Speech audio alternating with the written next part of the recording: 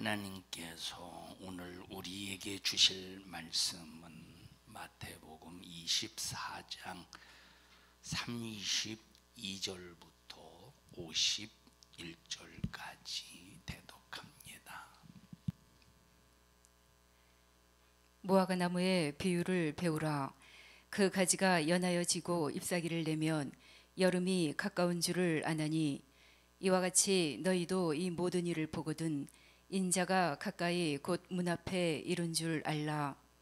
내가 진실로 너희에게 말하노니 이 세대가 지나가기 전에 이 일이 다 이루리라. 천지는 없어지겠으나 내 말은 없어지지 아니하리라. 그러나 그날과 그때는 아무도 모르나니 하늘의 천사들도 아들도 모르고 오직 아버지만 아시느니라. 노아의 때와 같이 인자의 임함도 그러하리라. 홍수전에 노아가 방주에 들어가던 날까지 사람들이 먹고 마시고 장가들고 시집가고 있으면서 홍수가 나서 저희를 다 멸하기까지 깨닫지 못하였으니 인자의 임함도 이와 같으리라. 그때에 두 사람이 밭에 있음에 하나는 데려감을 당하고 하나는 버려둠을 당할 것이요, 두 여자가 매를 갈고 있음에 하나는 데려감을 당하고 하나는 버려둠을 당할 것이니라. 그러므로 깨어있으라. 어느 날에 너희 주가 임할는지 너희가 알지 못함이니라. 너희도 아는 바니 만일 집주인이 도적이 어느 경점에 올 줄을 알았다면 깨어있어 그 집을 뚫지 못하게 하였으리라. 이러므로 너희도 예비하고 있으라. 생각지 않은 때에 인자가 오리라. 충성되고 지혜 있는 종이 되어 주인에게 그 집 사람들을 맡아 때를 따라 양식을 나눠줄 자가 누구뇨? 주인이 올 때에 그 종에 이렇게 하는 것을 보면 그 종이 복이 있으리로다. 내가 진실로 너희에게 이르노니 주인이 그 모든 소유를 저에게 맡기리라. 만일 그 악한 종이 마음에 생각하기를 주인이 더디 오리라 하여 동무들을 때리며 술 친구들로 더불어 먹고 마시게 되면 생각지 않은 날 알지 못하는 시간에 그 종의 주인이 이르러 어미 때리고 외식하는 자에 받는 율에 처하리니 거기서 슬피 울며 이를 갈미 있으리라. 아멘. 잘 들으시고 말세를 이기는 우리 성도들이 되기를 주님의 이름으로 축원합니다. 데려감을 받을 자의 자격에 관해서 오늘 9번째 마태복음 24장에 있는 본문의 말씀을 가지고는 한 지금 2년 정도 주일 저녁마다 말씀을 전하고 있습니다. 잘 들으시고 우리 모든 성도들은 이 말세에 절대 마귀사단 귀신, 거짓 선지자, 거짓 영에게 속지 않기를 바라고 분별 잘해서 승리하기를 주님의 이름으로 축원합니다. 이 세상에서 누구의 말도 절대 믿을 수가 없습니다. 왜 믿을 수가 없느냐 하는 것은 누구든지 약속을 해놓고 그 약속을 책임진다고 하는 것은 인간은 한계를 가지고 있기 때문에, 다시 말하면 인간은 불가능을 가지고 있기 때문에 절대 사람이 한 약속은 믿을 수가 없습니다.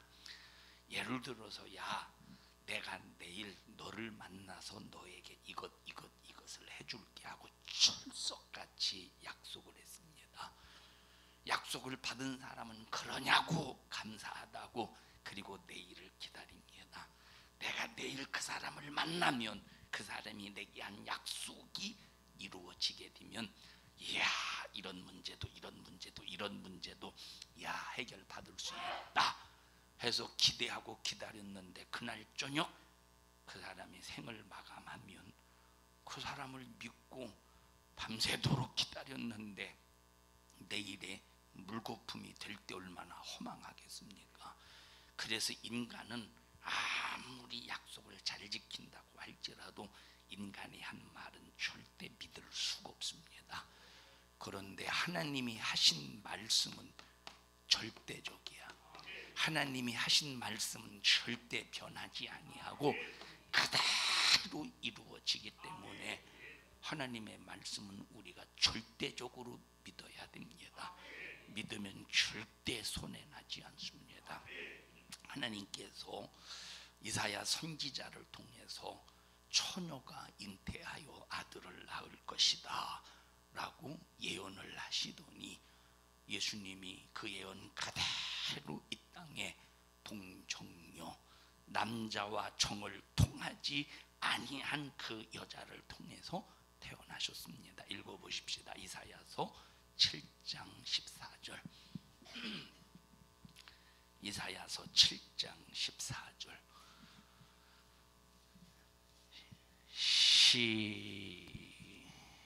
시작. 그러므로 주께서 친히 징조로 너희에게 주실 것이라.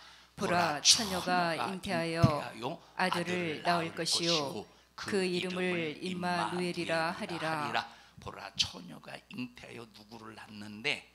아들을 낳는데 이 아들이 누구냐? 구약시대 선지자를 통하여, 율법을 통하여, 모세를 통해서 약속하신 메시아라 이 말입니다. 메시아라고 하는 뜻이 무엇이냐? 구원자다. 누구예요? 메시아가 무슨 뜻이야? 구원자. 어디에서 구원이냐? 민족의 억압에서 구원이 아니라 죄에서 구원이요, 마귀사단 귀신에게서 구원이요, 영원한 지옥에서 구원할 자다. 그게 누구냐? 아들이라 이 말이에요.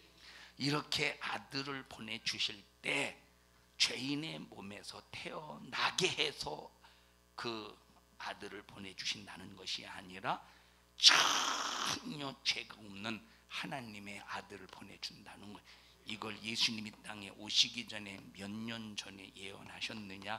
이사야 선지자를 통해서 약 BC 650년, 예수님이 땅에 오시기 전 650년 전에 예언을 하시더니 그 예언 그대로, 그 약속 그대로 예수님께서 마리아를 통해서, 마리아와 요셉과 정혼했다고 할 때 정혼은 뭐와 다르다? 결혼과 다르다고 그래서 이 정혼과 결혼은 다릅니다. 자, 처음에 약혼이 있고 정혼이 있고 결혼이 있는데 이스라엘의 결혼 풍습을 보면 약혼은 결혼을 약속하는 거예요. 약속. 자, 그래서 약혼 기간이 지나면 정혼을 해.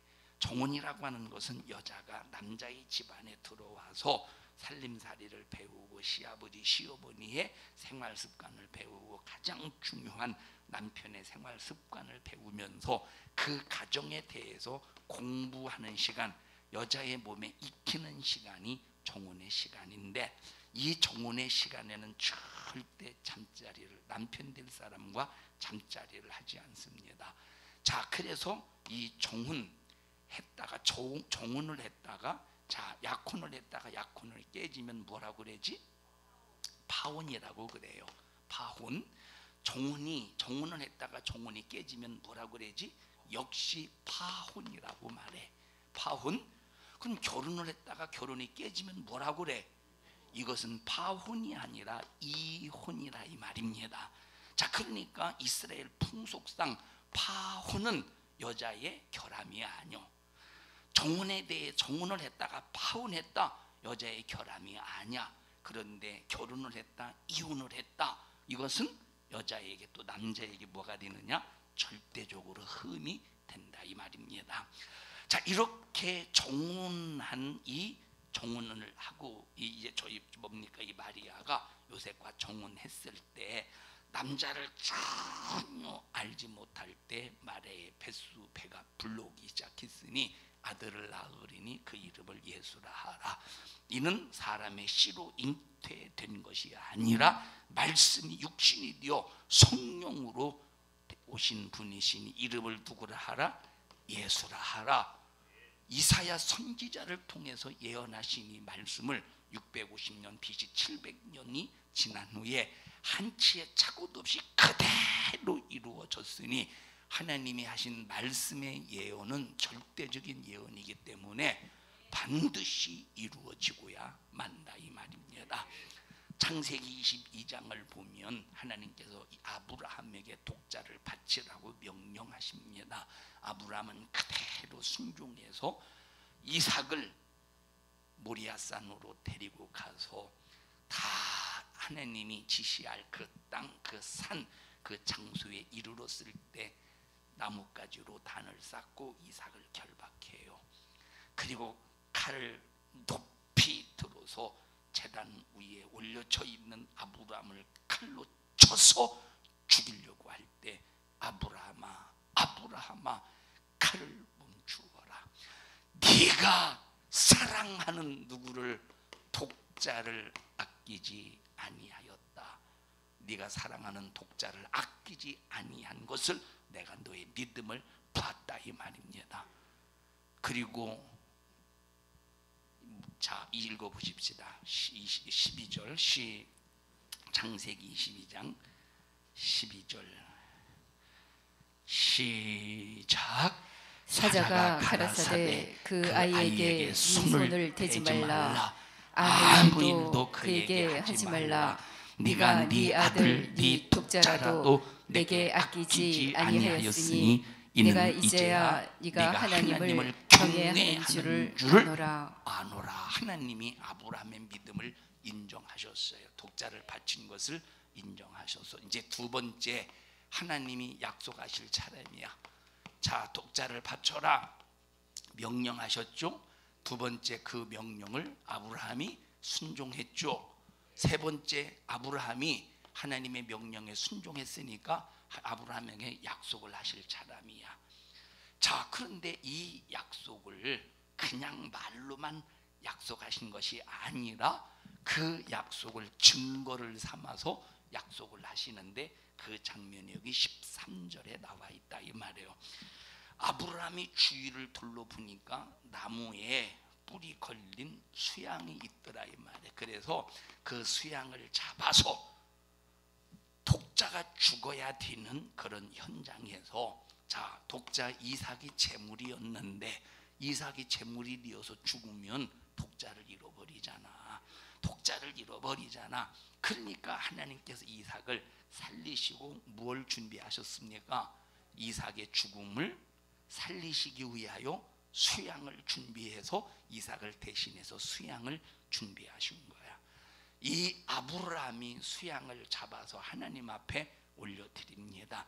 뭐라고 그랬어요? 그리고 여호와 이레다. 하나님이 미리 준비하셨다. 하나님이 이삭을 살리시기 위해서 미리 준비하셨다. 여호와 이레. 그 여호와 이레가 뭡니까? 여호와 이레가, 이 여호와의 이레의 뜻이 뭐냐 이 말이에요. 단순하게 하나님이 준비하셨다가 아니라 네 믿음을 보고. 어떤 믿음이야? 독자 이삭을 아끼지 아니하고 나를 사랑하는 증거로 이삭을 제물로 바치려고 했기 때문에 나는 너의 믿음을 보고 네 믿음을 인정하고 네가 하나님을 경외하는 사실을 내가 인정하고 여호와 이레, 네 아들을 살리기 위해서 내가 수양을 준비했다 이 말이에요. 무조건 여호와 이레입니까? 무조건 여호와 이레냐 이 말이에요. 네 믿음을 보았다는 거야. 네가 하나님을 경외하는 것을 보았다는 거야. 네가 하나님의 명령 앞에 가장 사랑하는, 아끼는, 소중히 여기는 독자라도 과감하게 자신에게 바치는 너의 믿음을 보았다 이 말. 너의 믿음을 보았기 때문에 나도 너를 위해서 여호와 이레 했어. 나도 너를 위해서 준비했어. 네 믿음을 네가 나를 경외하고 네 믿음을 봤기 때문에 나도 미리 너의 이 믿음을 인정하고 나도 준비했어. 그러니까 아무에게나 여호와 이레가 아니오. 어느 날 무조건 하나님, 자기는 하나님 앞에 아무렇게나 하고 믿음도 없이 대충 살고 하나님을 경외하지도 않고 하나님이 걱정하지 마, 여호와 이레 하나님이 다 준비하실 거요. 착각하지 마. 아무에게나 여호와 이레입니까? 아무에게나 여호와 이레냐 이 말이에요.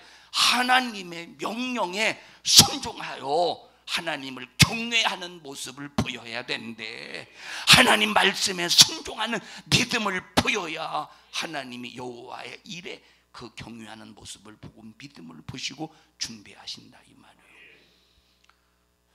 그래서 여호와 이레의 의미가 뭡니까? 네가 독자라도 아끼지 아니하였은즉 나도 수양을 준비하듯이 뭘 준비하시겠다는 거야? 독자를 준비하겠다 이 말. 네가 독자 이삭을 아끼지 아니하였으니 내가 수양을 준비해서 잡아 죽인 것처럼 내 아들 품속에서 끄집어내서 내 아들 독자라도 아끼지 아니하고 너를 위해 줄게. 너 영혼을 살리기 위해 줄게. 네 후손을 살리기 위해서 줄게. 그게 여호와 이레야. 그 여호와의 이레가 뭐냐? 가장 소중한 것을 하나님 앞에 드릴 수 있는 자에게 하나님도 가장 소중한 것을 준비하셔서 그에게 주신다. 이게 여호와의 이레예요. 그러면 하나님 앞에 얼마나 여러분이 가장 소중한 것을 드릴 수 있는 믿음이 있습니까? 가장 소중한 것을 드려서 나는 이렇게 하나님을 경외하고 있습니다 하는 그런 고백이 있느냐 이 말. 소중한 것도 안 드리면서 여호와 이레, 하나님이 날 위해서 이렇게 소중하고 귀중한 걸 준비하셨네, 착각하지 말라 이 말이에요. 누구에게 여호와 이레야? 누구에게 여호와 이레냐니까 누구에게? 하나님의 가장 소중한, 하나님께서 가장 귀하게 여기시는 독자를 아끼지 아니하고 누구에게 주신다고? 내게 가장 소중한 것을 하나님 앞에 드릴 수 있는 자에게, 그에게 여호와 이레요. 아무에게나 여호와 이레입니까? 오늘날 여호와의 이레를 얼마나 헐값으로 성도들에게 가르치느냐 이 말이에요. 여러분 걱정하지 마시오. 하나님의 자녀입니다. 우리는 하나님의 자녀로서 여호와의 이레 하나님이 다 알아서 준비해 줄 것입니다. 착각하지 마. 네가 먼저 네가 가장 귀하고 소중한 것 하나님 앞에 드려서 하나님을 경외하고 있다는 증거를 먼저 보여. 증거를 보여. 그래야 여호와 이레가 되더라 이 말이에요.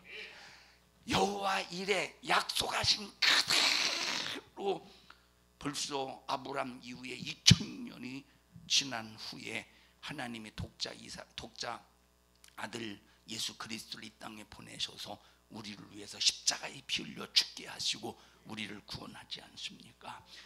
그러니까 모든 하나님이 하신 약속은 인간의 시간적인 개념이 아니라, 인간의 시간적인 계산이 아니라 하나님의 시간적인 개념 속에서 반드시 이루어지고야 만다 이 말이에요. 주님이 승천하시면서 제자들에게 뭘 약속하십니까? 성령을 보내주시겠다고 약속하셔요. 그래서 마가복음 16장에 보면 믿는 자들에게는 이런 표적이 따르리니 내 이름으로 귀신을 쫓아내는 능력이 있을 것이며 그 믿음으로 내 이름을 가지고 귀신을 쫓아낼 때 귀신이 떠나갈 것이며 병든 자에게 손을 얹은 적 치료받을 것이며 내 이름으로 기도할 때 방언을 말할 것이다 하시더니 그 말씀 그대로 성령이 임하시는 순간에 2000년이 지난 지금도 예수님의 이름으로 명령할 때 귀신이 떠나가고 예수님의 이름으로 기도할 때 새 방언을 말하고 예수님의 이름으로 기도할 때 병든 자가 치료를 받고 있다 이 말이에요. 이 모든 것들이 뭘로 이루어지느냐? 예언으로 이루어지는 거야. 뭘로 이루어져요? 예언으로. 그래서 모든 하나님의 역사는 전부 다 뭘로 구성이 되었느냐? 예언으로 구성이 되었어요. 자, 오늘 청년들에게 그런 얘기를 했습니다.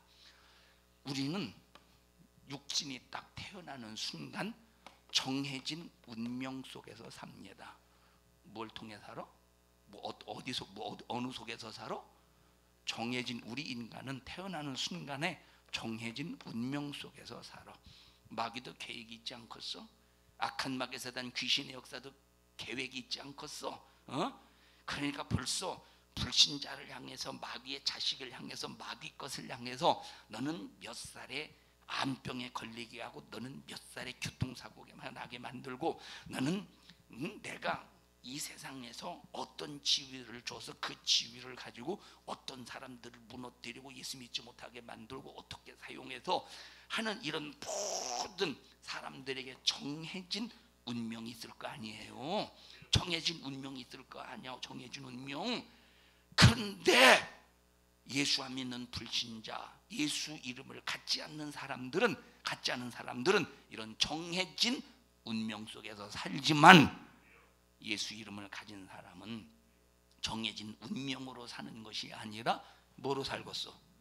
예수님의, 하나님의 예언으로 산다 이 말이에요. 예수 안 믿는 불신자나 믿어도 예수 이름이 없는 사람은 정해진 운명 속에서 살아. 그런데 예수 믿는 사람은, 예수의 이름을 가진 사람은 정해진 운명 속에서 사는 것이 아니라 하나님의 예언 속에서 산다 이 말이에요. 하나님의 예언 속에서 사는 사람하고 정해진 운명 속에서 사는 사람하고 같겠소. 그러니까 하나님의 예언 속에서 사는 사람은 예측할 수가 없는 거야. 바람이 어디에서, 바람이 불어서, 바람이 불 때 어디에서 와서 어디로 가는지 알지 못하듯이 성령으로 난 사람은 이와 같다는 거야. 예측할 수 있겠어? 성령으로 사는 사람을 예측할 수 있겠어요? 성령으로 산 사람을 예측할 수 있겠습니까? 전혀 예측을 못하는 거야. 정해진 운명 속에 사는 사람 예측이 가능해. 무당 찾아가 봐. 벌써 무당 찾아가면 벌써 점괘가 딱딱 나오지. 정해진 운명 속에서 산다니까 비교가 되겠냐 이 말이에요. 우리는 하나님의 예언 속에서 살 때 하나님의 예언은 그대로 이루어져. 하나님의 예언은 그대로 이루어지는데 생명으로 이루어지고 천국으로 이루어지고, 하나님의 예언은 그대로 이루어지는데 예수 이름을 가지고 있는 자에게 생명으로 이루어지고 천국으로 이루어지고 하늘나라의 부유한 자로 이루어진다 이 말이에요. 그래서 여러분들은 정해진 운명 속에서 살지 말고 하나님의 예언 속에서, 성경을 통해서 예수 이름으로 예언되어지는 모든 하나님의 예언으로 살기를 주님의 이름으로 축원합니다. 모든 예언은 다 이루어져요. 이루어질 수밖에 없어. 이제 마지막 예언, 주님의 재림밖에 남지 않았습니다. 그렇다면 이제 우리의 희망이 뭐밖에 없느냐? 주님의 재림밖에 없어요. 거기 이상은 기대할 장소도 없고 기대할 아무런 삶의 희망이 없습니다. 우리 삶의 희망은 주님의 재림이요. 우리는 주님의 재림을 기대하는 믿음을 가져야 되고, 주님 재림에 대한 믿음을 가졌다는 것이 얼마나 다행스럽고 영광스러운 일인지를 모른다는 것을 확실히 느끼며 살아야 돼요. 오늘날 수많은 사람들이 예수 믿으면 부자 된다, 예수 믿으면 출세한다, 예수 믿으면 육체적인 세상 것이 형통한다고 말하지만 싹 다 사기꾼입니다. 예수 믿어서 부자 되는 게 아니요, 예수 믿어서 세상적으로 육체가 형통한 게 아니에요. 우리는 여러분 어차피 부자가 되어도 이 부자는 하늘이 떠나가고 땅의 체질의 원수가 그 뜨거운 불에 싹 다 풀어지고 녹아지는 그날, 소돔과 고모라처럼 멸망하는 날, 부자가 이 땅에 있을 수 있겠습니까? 부자라고 이 땅에 있을 수 있겠습니까? 부자가 천국 가기가 약대가 바늘귀에 들어가는 것보다 힘들다고 말했으니, 여러분은 정말로 부자 되기를 열망하지 말고 재림의 믿음을 열망하는 우리 모든 성도들이 되시기를 주님의 이름으로 축원합니다. 우리는 재림의 믿음을 열망해야 된다 이 말이에요. 부자의 입에도 하루에 밥 3그릇이 들어가요. 가난뱅이 입에도 하루에 밥 3그릇이 들어가요. 먹는 만큼 들어간다 이 말이에요. 부자의 입에서도 하루 3끼, 부자의 상 밑에서 떨어지는 부스러기를 개와 함께 정답게 나누어 먹던 거짓 나사로도 밥 하루에 3끼. 그러나 마지막 평생은 부자에게 있는 것이 아니라 믿는 자에게 있다. 하나님을 경외하는 자에게 있다. 하나님의 예언 속에서 사는 사람에게 있다. 여러분은 하나님의 예언 속에서 살되 정해진 운명 속에서 사는 불쌍한 사람 되지 않기를 바랍니다. 이 정해진 운명 속에서 사는 게 얼마나 불행한 일이에요. 우리는 정해진 운명으로 사는 사람이 아니라 하나님의 예언으로 사는 사람이다. 여러분, 그래서 정말 이 정해진 운명이 아닌 이 하나님 하나님의 예언 속에서 사는 사람은 뭘 바라보느냐? 예수님의 재림을 바라보는 거야. 그래서 주님이 공중에 임하실 때 신부의 정조를 지켰다는 증거로 나팔 불 때 그때 나의 이름이 예수님의 입에서 불려지는 순간에 아무개야 이 소리가 들려지는 순간에 순식간에 썩을 몸이 썩지 아니할 몸으로 변화되어서 죽을 몸이 영원히 죽지 아니할 몸으로 변화되어서 순식간에 후련히 하늘로 데려감을 입는다고 말했으니 우리 모두는 이런 부활의 믿음, 재림의 믿음으로 충만하기를 주님의 이름으로 축원하며, 이 마귀의 역사라고 하는 이 마귀의 역사는 이 말세를 가지고 얼마나 장난치는지 모릅니다. 말세에 대하여 거짓말로 얼마나 장난치는지 몰라. 우리는 장난치는 말세를 가지고 말세에 대한 이 믿음의 지식을 가지고 장난치는 마귀에게 속지 않기 위해서 말세에 일어나는 일들에 대해서 성경에 예수님이 정확하게 말씀하셨으니 여러분은 한 사람도 이 마귀의 괴계의 속임수에 속지 않기 위하여 하나님의 말씀을 성령으로 깨닫고 하나님의 말씀을 성령의 목소리로 들어서 분별할 수 있는 여러분들이 되시기를 주님의 이름으로 축원합니다. 과거 이스라엘의 선진들은 예수가 우리 죄를 짊어지고 죽으러 오신다는 믿음으로 구원을 받았습니다. 그들의 믿음은 들림받는 믿음이 아니라 그들의 믿음은 앞으로 예수를 통해서 구원받을 믿음으로 하나님을 믿었다 이 말이에요. 들림받는 믿음은 알곡과 쭉정이를 가르는 믿음이야. 들림받는 믿음은 양과 염소를 가르는 믿음이야. 다시 말하면 들림받는 믿음은 네가 진짜 구원받은 사람이냐, 네가 구원받은 것처럼 착각하는 가짜 구원받은 사람이냐, 이걸 구분하는 것이 들림받는 믿음의 수준이라 이 말이에요.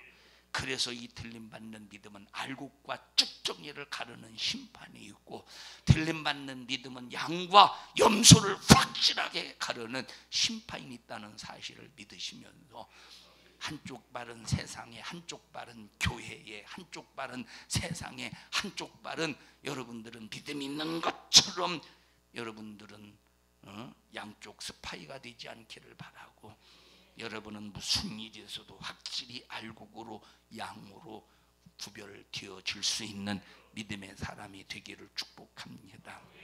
자, 일본이 36년 동안 우리나라를 강제로 점령했을 때 우리나라가 원해서 점령당했습니까? 원하지 않았는데 강제적으로 합방을 시켰어 일본 사람들이. 그때 36년 동안 얼마나 우리나라의 민족성을 빼앗으려고 일본 사람들이 얼마나 잔인하게 역사했습니까? 뭘 빼앗으려고? 대한민국의, 한국의, 조선의 대한민국의 뭘? 민족성을 빼앗으려고 얼마나 36년 동안 막 핍박을 해댔습니까? 엄청났습니다. 언어를 빼앗아갔어. 뭘 빼앗아갔어? 언어를 빼앗아갔어. 뭘 왜곡시켰어요?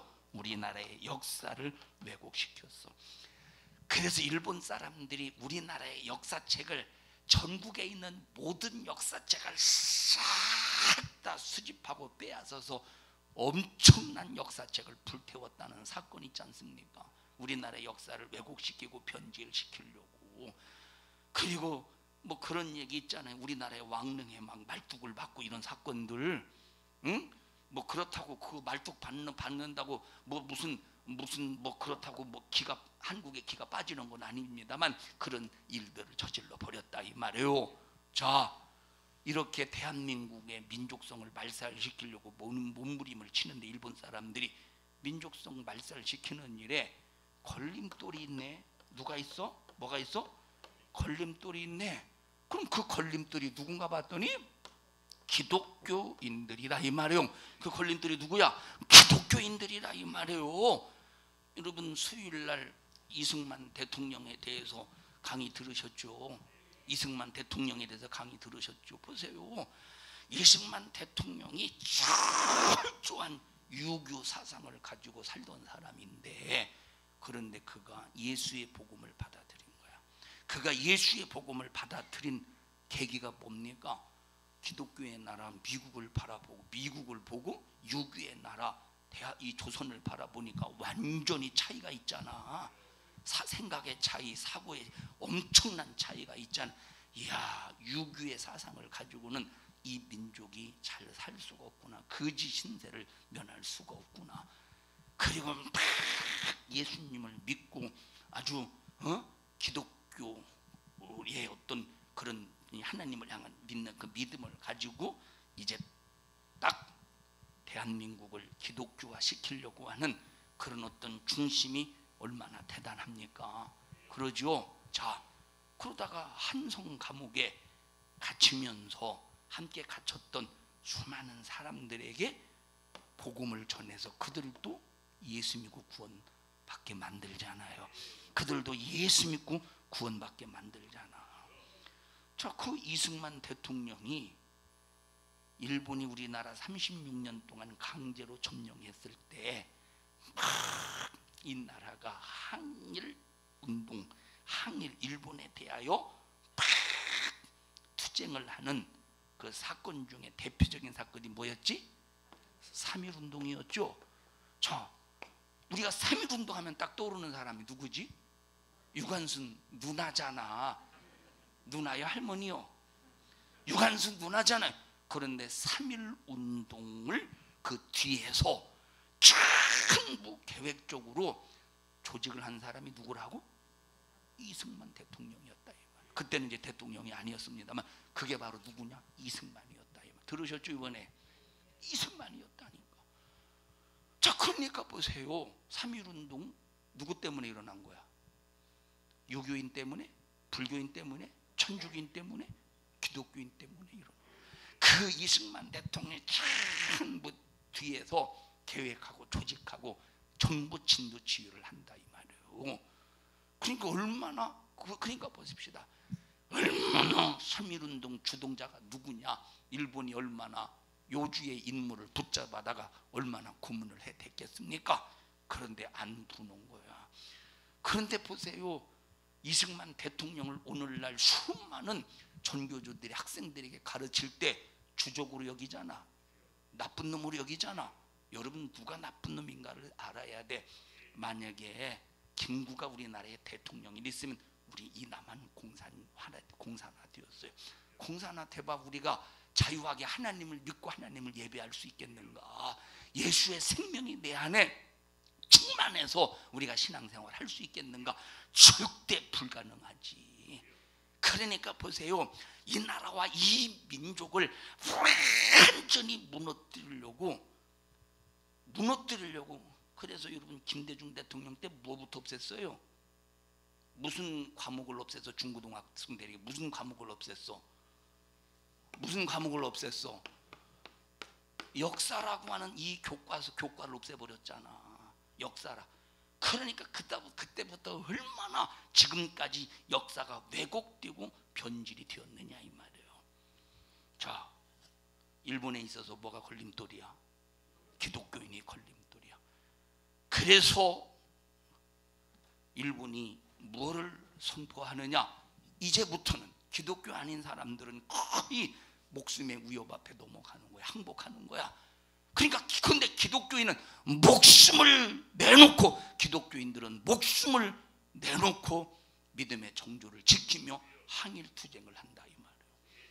그러니까 일본이 나중에 뭐를 선포하느냐? 이제부터는 기독교인들과의 전쟁이다.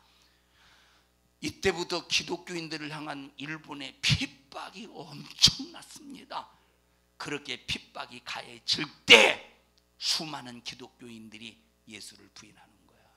변절자가 되는 거야. 기독교인들을 핍박할 때 예수를 부인하고 예수에 대해서 변절자가 되는 거야. 그런데 어떤 사람은 죽어도 예수를 부인하지 않고 그 견딜 수 없는 고문 속에서도 예수는 나의 구세주입니다.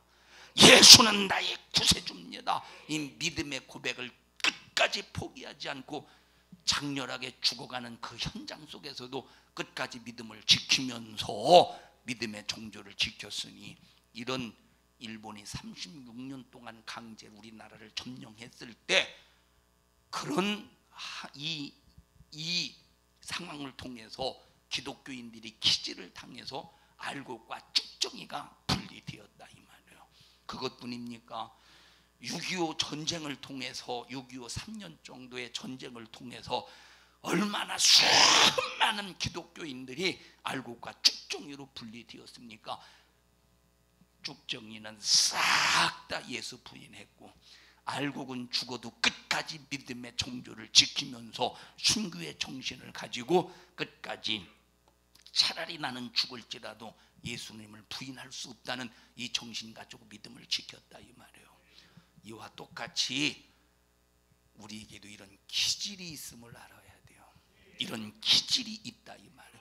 그러니까 이와 같은 일들이 또 올 것이라고 성경은 예고하고 있으니 우리 모두 믿음을 가일층 힘껏 붙들고 내 목숨이 딱 떨어져서 한 줌의 흙으로 돌아갈지라도 영적으로 믿음의 작품을 잘 내리라는 믿음의 열매를 향해서 익어가기를 주님의 이름으로 축원합니다. 여러분 생각해 보세요. 자, 여기 나무를 심었어. 나무를 심었는데 여기 나무를 심어놓고 무엇을 주어야 저 나무가 잘 자라겠어요? 뭘 주어야 되겠어? 제가 사지선다평으로 여기에 뭘 주어야 되겠어? 자, 첫째 물을 자 1번 물을 줘야 된다. 2번 거름을 줘야 된다. 3번 제초제를 줘야 된다. 3번 제초제를 줘야 된다. 4번 지영이의 몸속에서 피를 빼가지고 피를 줘야 된다. 여기다 뭘 줘야 되겠어? 사지성당이요, 사지선다병이요. 뭘 줘야 되겠어? 여기 고르시오.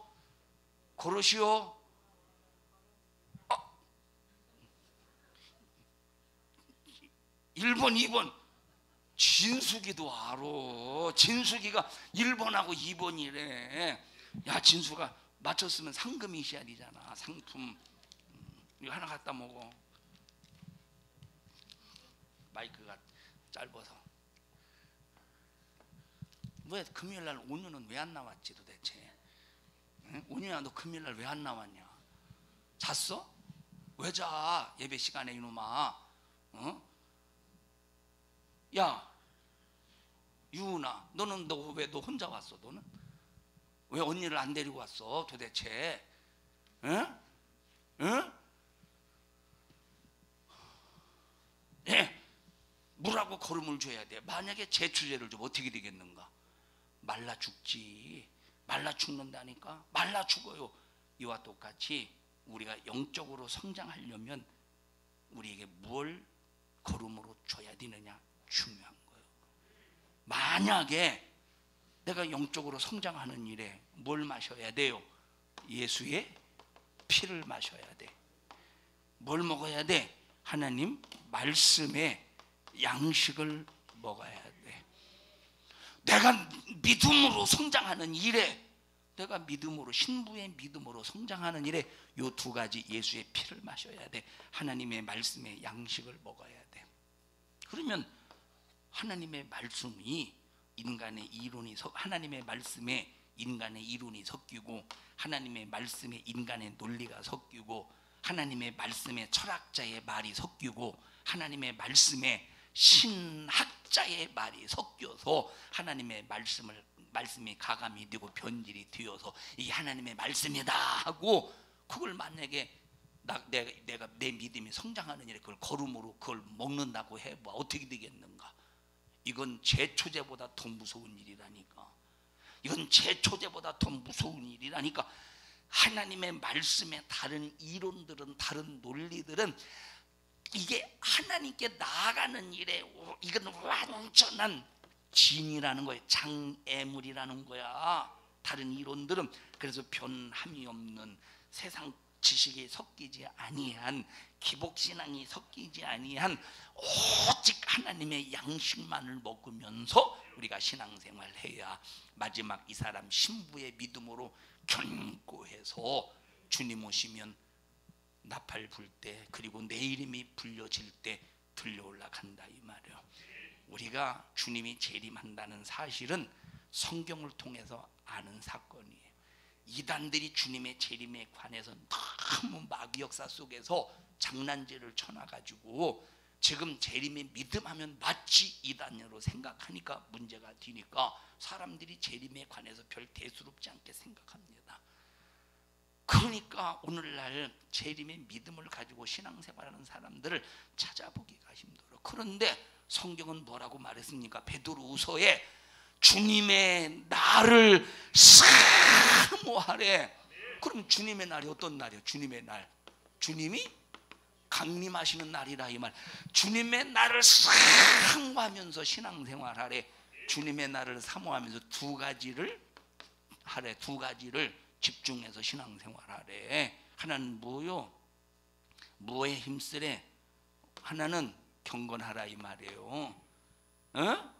읽어보십시다. 베드로후서 3장 11절입니다. 11절. 베드로후서 3장 11절.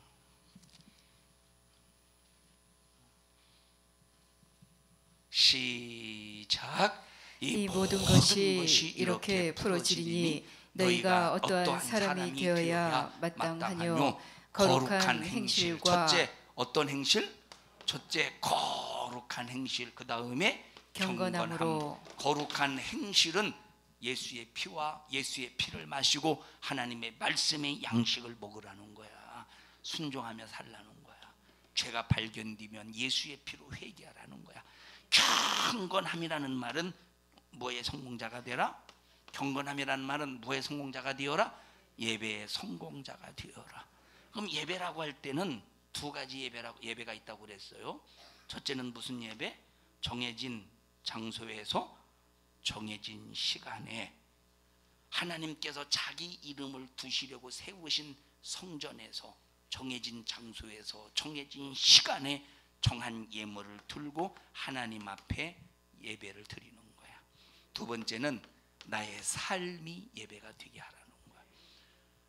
이렇게 주님의 날에 주님이 강림하실 날을 위하여 너희들 경건한 삶을 살아. 두 번째, 예배의 성공자가 돼. 이렇게 우리에게 재림의 믿음을 가지면서 신앙생활 하도록 이렇게 성경을 통해서 종용하고 계시고 성경을 통해서 이렇게 우리에게 애절하게 말씀하고 계시니 우리는 재림의 믿음을 가지고 신부의 종주를 지키는 여러분들이 되라 이 말이에요.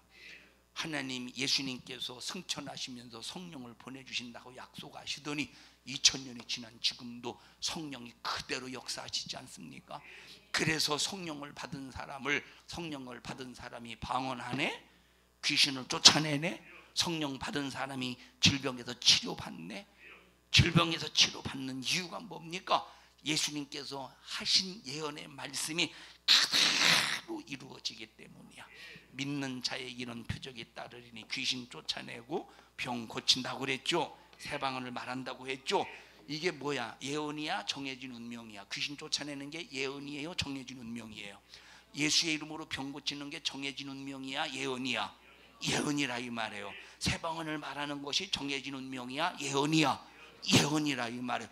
그러니까 예수 이름을 가진 사람, 하나님을 믿는 이 믿음의 사람은 어느 속에서 살아? 정해진 운명 속에서 살아? 예언 속에서 살기 때문에 그 예언하신 예수님이 예언하신 말씀 그대로 귀신 쫓아내야 되는 거야. 그래서 나사렛 예수님의 이름으로 명령하니 징조받은 귀신아, 너의 못된 근성, 미워하고 승질 부리고 혈기 부리고 사납고 욕심 부리고 불신앙을 조장하고 미혹하는 이 저주받은 귀신아, 예수 이름으로 명령하느니 너 떠나가 하고, 우리는 정해진 운명 속에서 꼼짝달싹 못하게 이 악한 마귀세단 귀신의 속박 속에서 사는 사람들이 아니라 하나님의 예언 속에서 귀신도 쫓아버리고 하나님 나 이런 질병 속에서 고통당하고 있습니다. 그런데 천장에 맞으신 그 예수님께서 기도하여 질병에서 자유하라 말씀하신 이 말씀에 의지하여 이 질병을 향해서 명령합니다. 말씀 일하시옵소서. 하나님의 약속 일하시옵소서. 예수의 이름의 능력 일하시옵소서. 예수의 피의 권세가 일하시옵소서. 채찍에 맞음으로 나음을 입었다 말씀하신 이 말씀이 일하시옵소서. 이 말씀에 의지하여 질병을 향해 명령합니다. 나사렛 예수님의 이름으로 명령하노니 육체를 괴롭히는 저주받은 질병은 내게서 떠나가라 하는 것은 정해진 운명 속에서 일어나는 거예요? 아니면 예언 속에서 일어나는 거예요? 예수님의 예언 속에서 일어나는 사람. 그래서 예수님의 예언 속에서 사는 사람은 어떤 사람이냐? 이적 속에서 사는 사람이에요. 어디에서 사는 사람이에요? 이적 속에서 사는 사람, 능력 속에서 사는 사람. 이게 바로 하나님의 자녀된 권세로 사는 사람이라 이 말은. 그게 누구냐? 재림의 믿음을 소망하면서 하나님의 말씀을 이루기 위해서 몸부림을 치는 자에게 나타나는 능력의 역사라 이 말이에요. 능력의 역사야. 이번에 필리핀에 가서 제가 어떤 누구에게 그랬나? 경찰서장한테 얘기했나? 내가 박유호 경찰서장에게 했나? 내가 누구에게 한지는 모르겠어요. 제가 뭐라고 말했느냐? 사람은 참 사람을 잘 만나야 됩니다. 사람은 참 사람을 잘 만나야 됩니다. 누구를 만나느냐가 상당히 중요합니다. 상당히 중요합니다. 자, 그러면서 우리 선교사님을 보셔요. 나보다는 잘생기지 않았습니다. 사실을 얘기했어. 나보다는 잘생기진 않았습니다. 그런데 중요한 것은 하나님은 사람의 생김새를 보는 게 아니라 그 마음을 봅니다. 하나님 그 중심을 봅니다. 하나님께서 우리 선교사님을 얼마나 사랑하시고 하나님께서 우리 선교사님을 얼마나 하나님이 기뻐하시는지 모릅니다. 아무개요 선교사님을 만난 거 행복입니다. 그러면서 뭐라고 말했느냐? 성경을 보면 하나님 예수의 이름으로 병 고치고 귀신 쫓아내고 기도할 때 응답의 역사가 있으니까 무슨 일이 있으면 필요할 때 선교사님에게 전화하면, 선교사님에게 기도를 부탁하면, 선교사님의 기도를 부탁하면 반드시 하나님은 선교사님의 그 믿음과 선교사님의 그런 모습을 보고 역사하실 것입니다. 이것은 연결시켜주는 거예요. 선교사님하고 연결시켜주는 거야. 어차피 내가 기도해 줄 건 아니니까 선교사님이 기도해 줄 거니까. 그런데 왜 이렇게 자신 있게 말하느냐? 우리가 만약에 정해진 운명 속에서 산다면 자신 있게 말할 수 있겠어? 만약에 그렇게 말했다가 안 이루어지면 어떻게 해? 큰일 나지.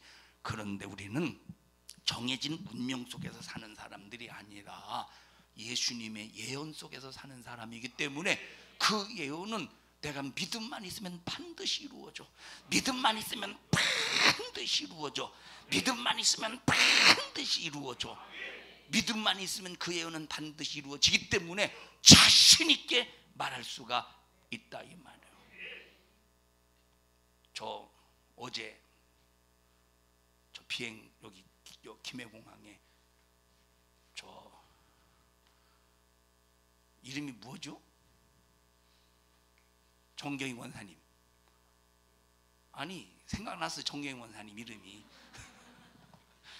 정경희 권사님하고 나종숙 권사님이 왔어요. 내가 나종숙 권사님, 여러분 영상 보셨죠? 두 번째 영상. 그때 소리만 들었죠? 에? 원래 그 뒤에 뭐가 있었느냐면 제가 집사님, 박정 집사님에게 전화해서 그 뒷부분을 끊으세요.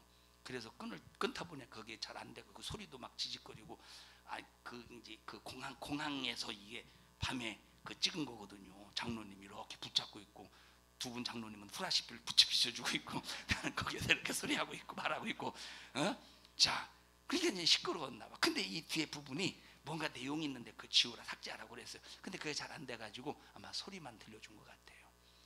그 뒤에 뭐가 있었느냐? 왜 나종숙 권사님은 안 왔대? 내용 그게 있어.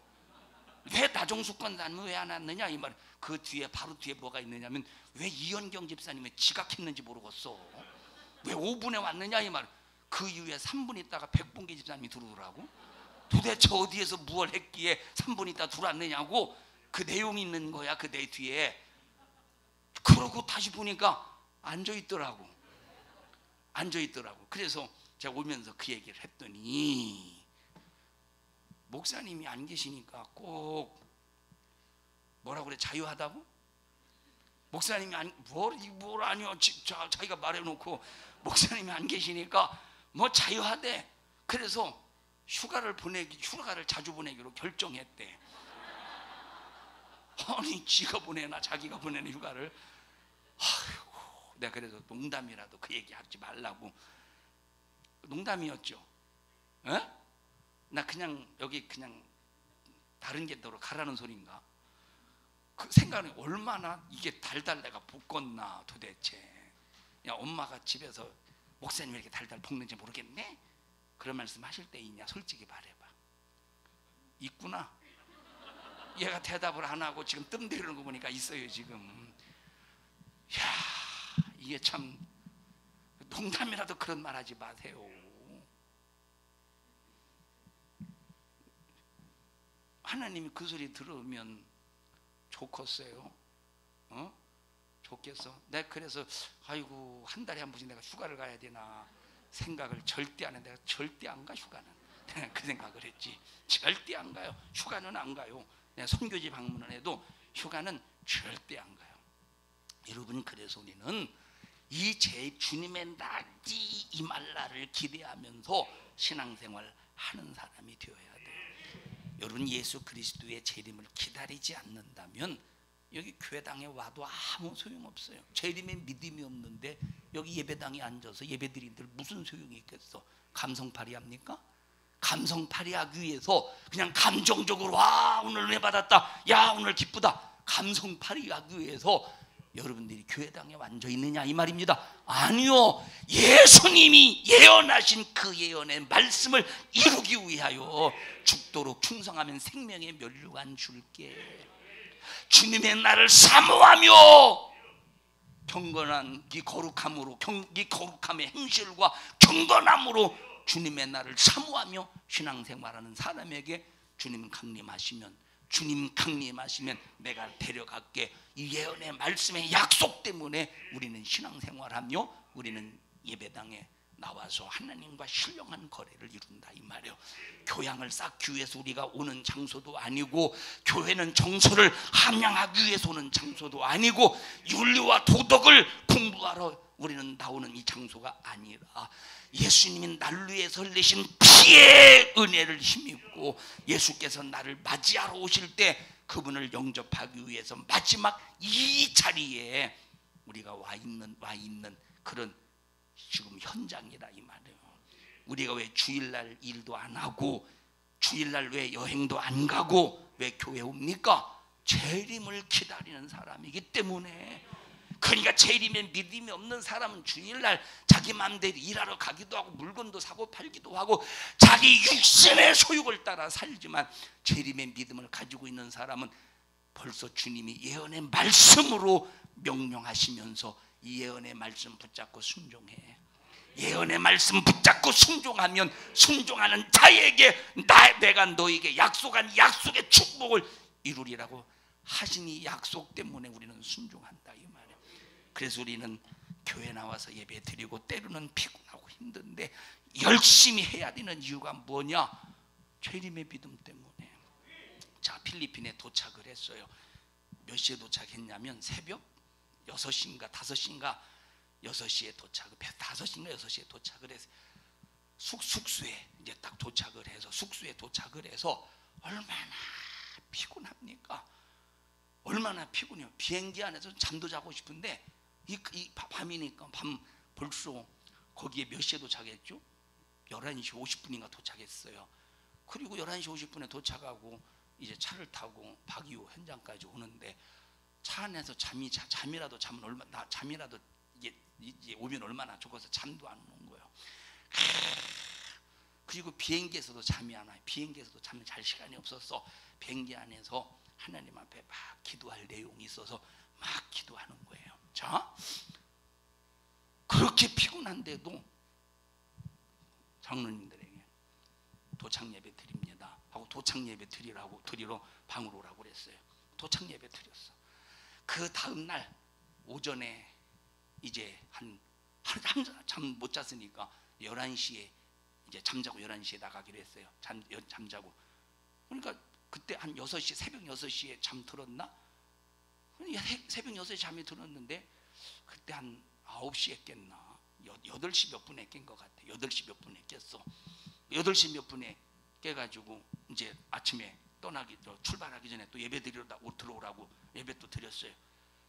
하루 종일 여기저기 방문한 다음에 또 저녁에 와서 잠자기 전에 또 예배를 드리는데, 제가 그 전날 내일 저녁에는 아침에 떠나기 전에 드리면 뭡니까 예배 드리고 떠날 때 오늘 저녁에는 몇 시에 예배 드립니다. 근데 그때 이제 무슨 일이 있어서 그때 새벽 1시인가에 예배를 드려. 그 다음 날 새벽 1시인가에 하루 마무리 예배를 드려. 다음 날 또 새벽에 출발하기 전에 예배를 드려. 또 도착해서 예배를 드려. 그리고 여러분들이 기도했대. 8시에 기도했죠, 우리 교회. 여러분들 8시에 기도할 때 나는 속수에서 나도 기도해요. 막 기도해. 이게 뭐지 이게? 누가 기도하는지 기도 안 하는지 점검하면서 누가 금요일 날은 차에서 오면서 이제 여기 예배를 드리는 상황을 보았어요. 예배 드려. 신남성 권사님은 여기 안에 없더라고. 그래서 막 구석구석 찾아보는 구석구석. 이게 고개가 아파서 어디 뒤로 도망가나 아무리 찾아도 없어요. 온유도 없지, 이 양반도 없지, 이 양반도 없지. 참 2층에서는 박원하 집사님하고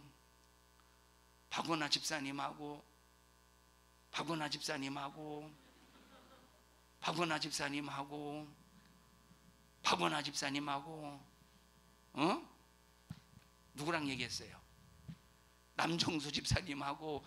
아니 지금 예배 시간이 되어서, 예배 시간은 설교 시간부터 예배 시간이 아니에요. 찬양할 때부터 예배 시간이지.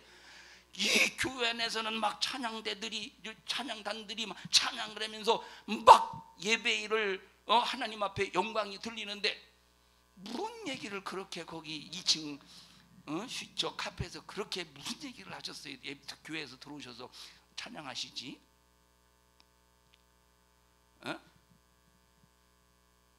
저 이성진 권사님 집에 가서는 아무 말도 하지 말고 어디 가셨대?